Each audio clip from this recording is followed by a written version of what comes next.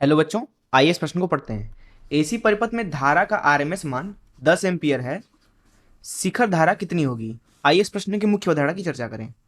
बात करें अगर हम किसी भी एक एसी परिपथ की, तो जब भी हमें धारा का मान ना पता हो तो हम उसको लिखते हैं I बराबर आई नॉट साइन ओमेगा टी जैसा। ऐसा इसलिए है क्योंकि जो हमारे घरों में वैद्युत धारा आती है वो प्रत्यावर्ती धारा दरअसल कुछ इसी जैसी दिखती है।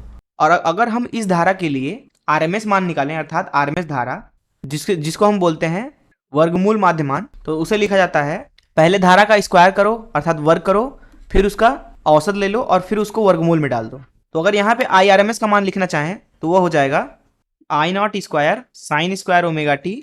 इसका हमें लेना है औसत। आई नॉट स्क्वायर एक नियतांक है तो उसका औसत भी आई नॉट स्क्वायर होगा और वो अंडर रूट के बाहर आ जाएगा तो आई नॉट बन जाएगा।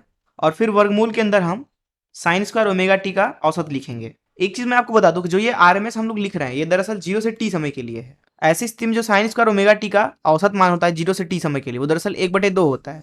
इसलिए यहाँ पे लिखेंगे आई नॉट गुणे 1/√2। अर्थात दिए गए धारा के लिए जो हमें आई आर एम एस मिल रहा है वो दरअसल मिल रहा है आई नॉट भागे √2। तो इस मुख्य उदाहरण से आइए इस प्रश्न को हल करें। यहाँ इस प्रश्न में बोला जा रहा है कि आरएमएस मान जो है धारा का वो 10 एम्पियर है, अर्थात आई आर एम एस हमें दिया हुआ है 10 एम्पियर।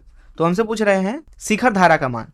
तो यहाँ पे जो आई नॉट है यहाँ इस सूत्र में वो दरअसल शिखर धारा ही है जिसका हमें मान पूछा हुआ है। तो अगर ऊपर वाले सूत्र का इस्तेमाल करें तो हमें शिखर धारा का मान मिलेगा आई नॉट का आई आर एम एस जो कि 10 है गुणे √2 और इसका मात्रक होगा एम्पियर।